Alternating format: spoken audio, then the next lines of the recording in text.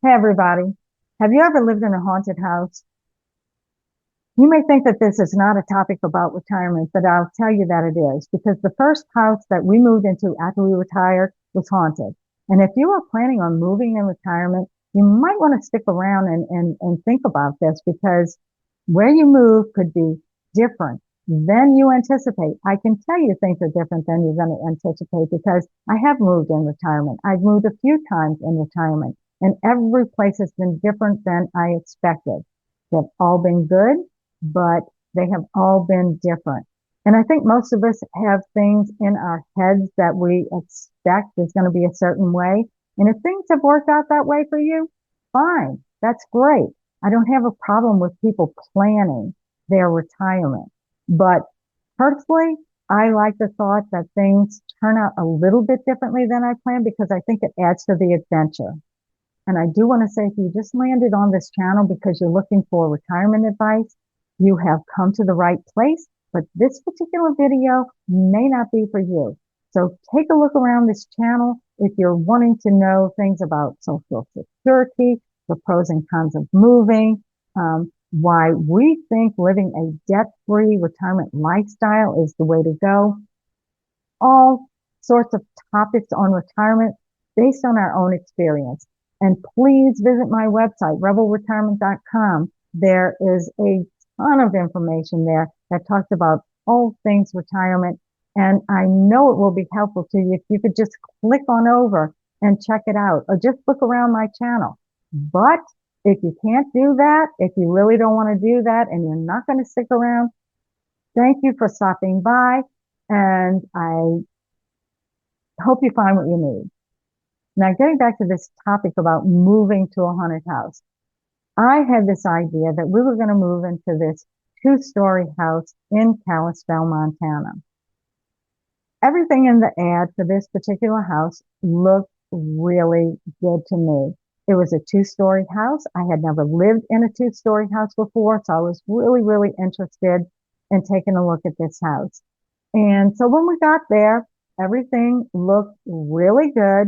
There was a porch swing. I had always wanted a porch swing. It was yellow, and that was something that I was interested in because we had watched the TV show Millennial. Is that it? Millennium. The TV show Millennium. And there were houses in the Northwest that were painted yellow that looked really attractive. It was in town, walkable town, and the address was 1127, the same number as the day that David and I met each other. So everything looked good. Everything about this place looked really interesting. So we make an appointment with the person to show us the house. So this was a rental. And so we meet the guy and he shows us the house. Now we go in the house and it turned out to have this awful purple paint in the bathroom, this awful red paint in the kitchen. And the reason why I say awful red paint in the kitchen is because red really agitates people. Okay, I like colors that are a little bit more subdued.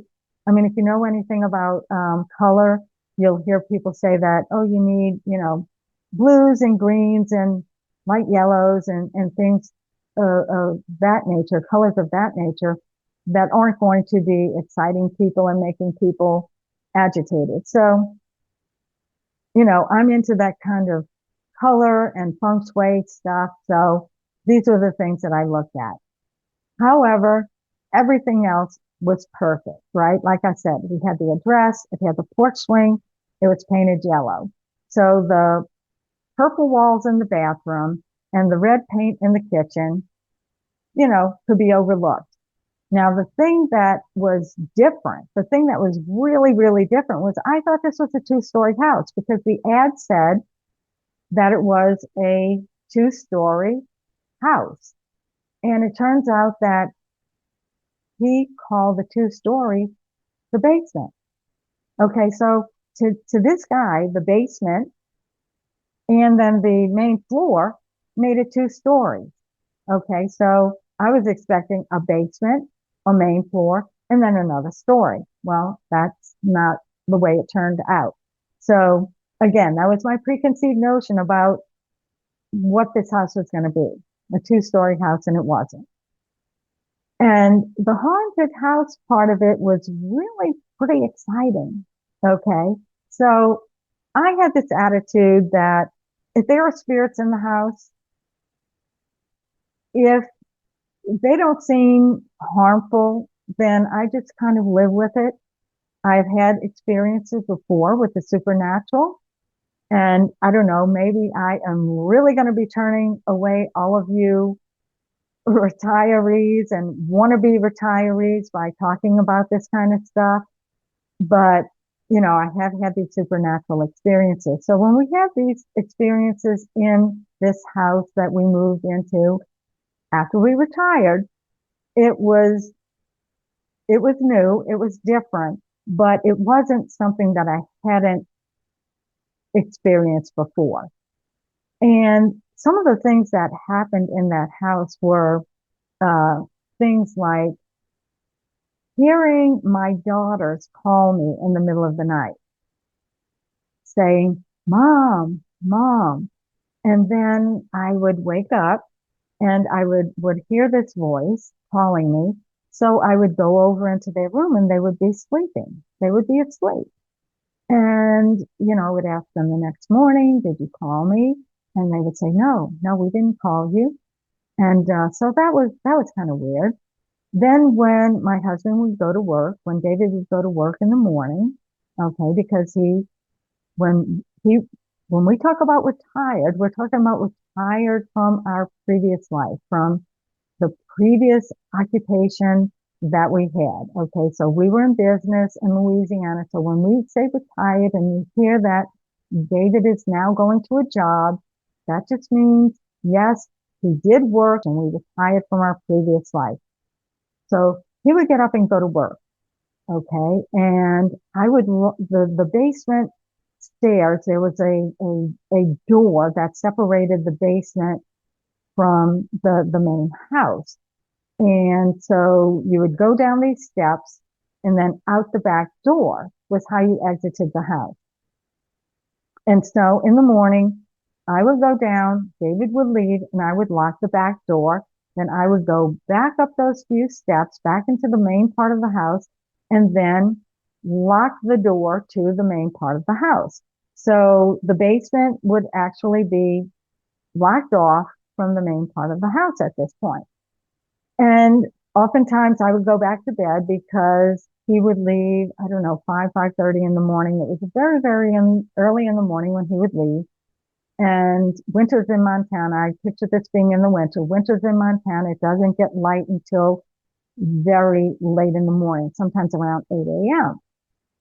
So I would go back to bed and I would hear footsteps walking on the wooden floor past my bedroom.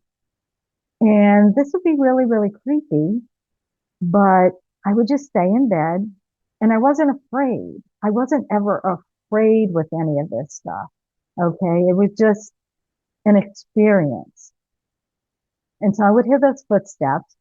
And like I said, it was really creepy, but I would just stay in bed and sometimes I would fall asleep. Sometimes I would be reading the paper. Sometimes I had gotten a cup of coffee and would take it to my bedroom and be sitting in bed reading the paper. And I would hear these footsteps. So that was another one of those supernatural types of experiences at this house. And our cat would not go in the basement. Our cat did not like the basement. Yeah, he did go in the basement from time to time, but he was always very skittish about that. He was uncomfortable about that, and he would sit. If you've ever had a cat that just would sit in his bed, okay, sit in his little box bed that we had made for him, and he would look like he was looking at something, like he was seeing something go by on the floor or in the doorway. And so I know I've heard people will tell me that their cats do behave this way, that they see things that maybe we don't see. So that was another thing that was rather spooky about that house. Talking about this door that separated the basement from the main house when it was locked, and I could hear like somebody turning the knob, and it wasn't David because he was not due to be home at that time, and it was nobody else. My girls would be sleeping. A lot of these things, were, um, early in the wee hours of the morning, other than, during the night when I heard the voices. Again, maybe this is a topic that might seem really strange when it comes to retirement, but I know that people want to move when they're retired. A lot of people do want to remain in place, retire in place, but a lot of people move. And moving can be a great adventure. And that's the way that I have looked at this, is a great adventure. But again, it's been different than I expected, different than I anticipated, but it's been different on the positive side. And that's what I'm hoping to share with you, is to move into retirement and realize that if it doesn't play out exactly like you're thinking it should, just look for the adventure. Just look for the adventure.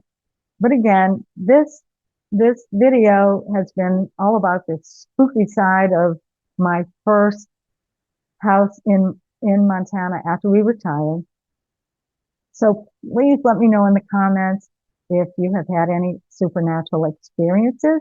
I know some people have looked at me like I'm crazy when I tell them these kind of stories, but for the most part, I think most people, if you are open to it, have had some sort of supernatural experience.